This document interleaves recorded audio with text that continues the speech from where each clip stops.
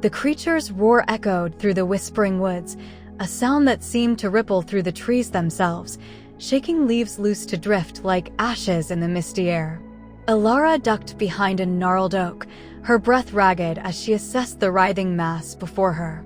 Its form defied logic, tentacles of shadow lashed out, tipped with claws that gouged deep furrows into the earth, while its core pulsed with a sickly red light, like a heartbeat gone wrong.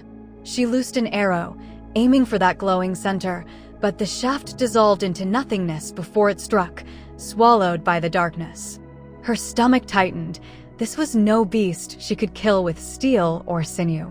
The ground beneath her trembled again, and she stumbled, catching herself against the tree. The runes etched into its bark flared briefly, casting a faint green light that seemed to push back the creature's reach. Elara's mind raced. Perhaps the woods weren't her enemy, but a reluctant ally. She pressed her palm to the rune, feeling a jolt of warmth, and the tree's branches creaked as they bent toward her, forming a makeshift shield. The shadow thing shrieked, its tentacles slashing at the barrier, but the wood held, for now. From the corner of her eye, she spotted movement, a flicker of the light woman's form, hovering at the edge of the clearing. The seal, the figure called, her voice cutting through the chaos. Restore it, or all is lost. Elara gritted her teeth, scanning the ground where the earth had split.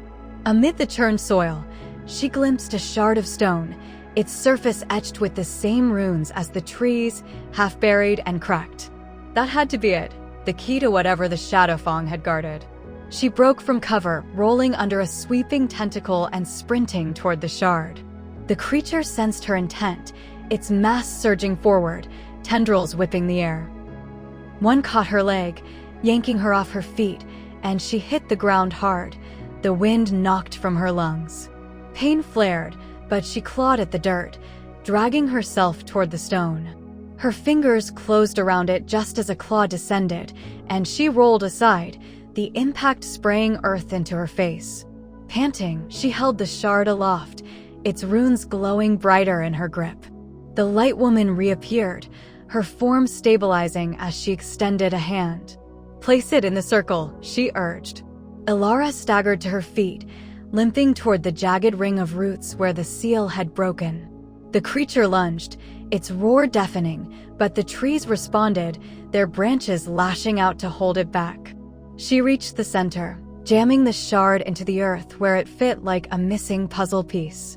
The runes flared, a wave of green light erupting outward, forcing the shadow thing to recoil with a howl of rage. The light intensified, and the ground sealed shut, the roots knitting together as if the wound had never been. The creature thrashed once more before dissolving into wisps of smoke, leaving only silence. Elara dropped to her knees, the shard crumbling to dust in her hands, its purpose fulfilled. The light woman approached, her form softening. "You've bought us time," she said.